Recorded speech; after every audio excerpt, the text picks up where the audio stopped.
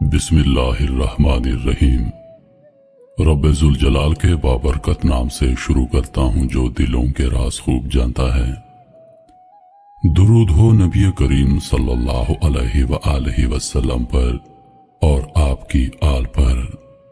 दुरूद हो हजरत इब्राहीम अलैहिस्सलाम पर और उनकी आल पर। एक कर्जदार की कहानी।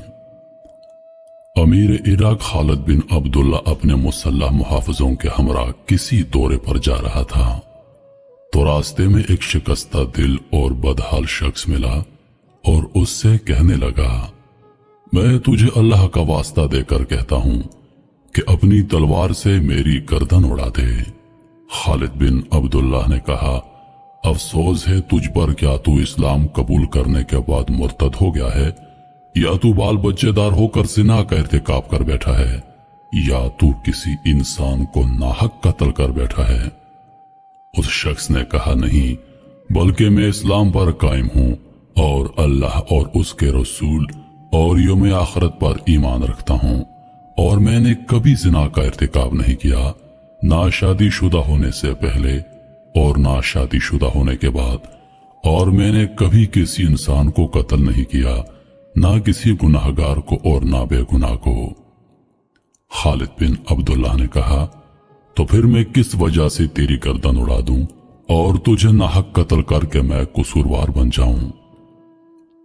वो शख्स बोला, वो इसलिए कि मेरे पीछे एक दुश्मन लगा हुआ है जो ना मुझे कहीं बाहर जाने देता है, ना घर बैठने देता है, ना किसी से बात करने देता है, ना खामोश बैठने देता है।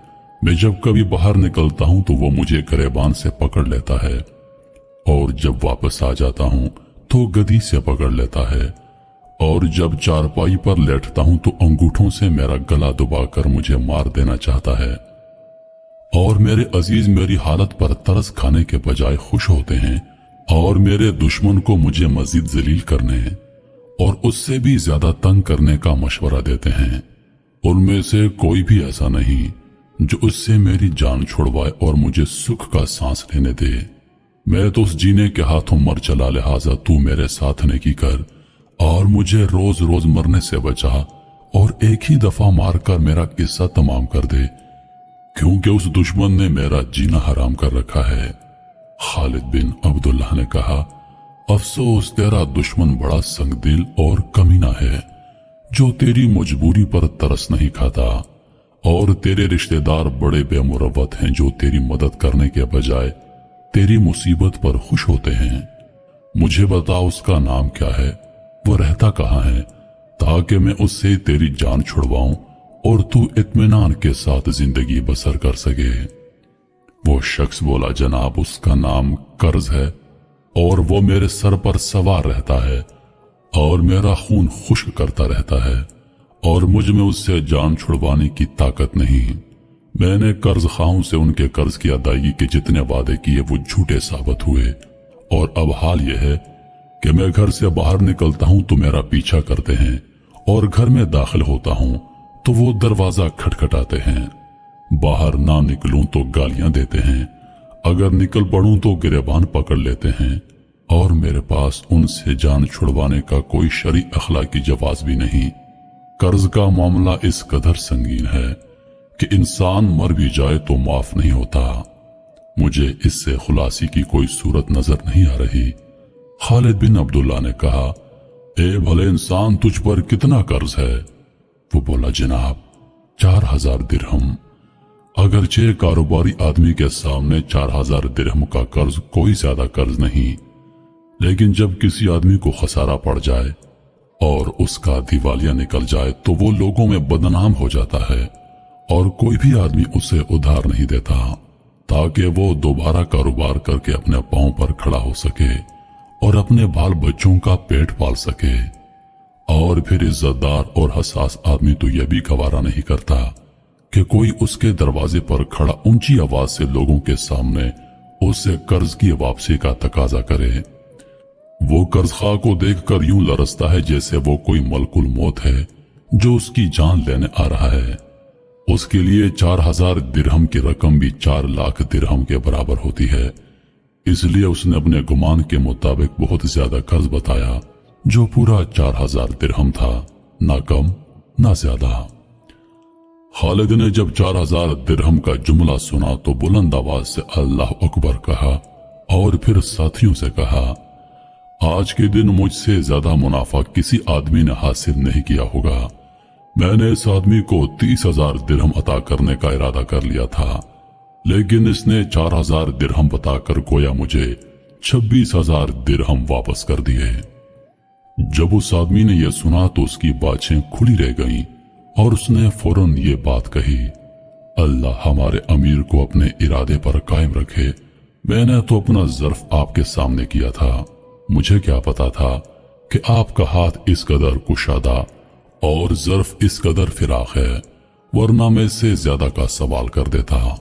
आप अपने इरादे पर कायम रहिए, अपने मुतालिक मेरे मौजूदा गुमान को कम ना करें। खालिद बिन अब्दुल्लाह ने कहा, आप बेफिक्र हो जाएं, हम अभी उस दुश्मन से तेरी जान छुड़वाते हैं, और अगर तेरा ये दुश्मन फिर कभी तेरा पीछा करे तो एक मर्तबा हमें फिर याद करना, हम फिर भी तुम्हें इसकी कैद से आजाद करेंगे। यह कहकर उसने 30,000 दिरहम अदा करने का हुक्म दिया और आगे बढ़ गया, और मकरूज आदमी उनके खजांची के पास गया और 30,000 दिरहम वसूल करके शुक्रिया अदा करता हुआ बाहर निकल गया।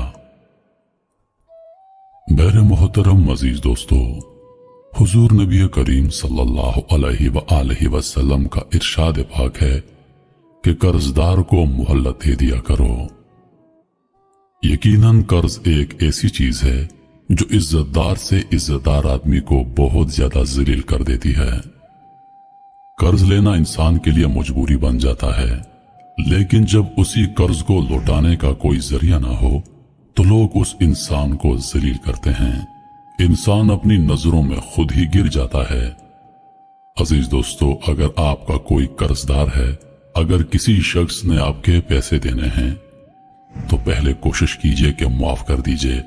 अगर माफ नहीं कर सकते तो बराए मेहरबानी उस इंसान को तंग ना करें, उससे मोहल्लत दें, क्योंकि यह हुजूर पाक सल्लल्लाहु अलैहि वसल्लम का इरशाद पाक है कि कर्जदार को मोहल्लत दे दिया करो। इस पर अल्लाह खुश होता है, अल्लाह उस इंसान पर रहमत नाज़िल करता है। और अल्लाह पाक हम सबको कर्ज से बचाए, और जो लोग कर्जदार हैं अल्लाह पाक उनको कर्ज अदा करने की तौफीक दे। अल्लाह पाक अपने गैबी खजानों से उनकी मदद फरमाए, मोहताजों की मदद फरमाए, मिस्कीनों की मदद फरमाए। अल्लाह पाक गरीबों पर अपना रहम करे। जो लोग बीमार हैं अल्लाह पाक उनको सेहत अता करे। इन्हीं लफ्जों के साथ मैं इजाजत चाहूंगा, इस उम्मीद के साथ कि सांसों ने वफा की तो अगली बार एक और वीडियो लेकर आपकी खिदमत में हाजिर होऊंगा। तब तक के लिए खुदा हाफिज। अल्लाह पाक आप सबका हाफिज़ व निगहबान। हंसते रहिए और हम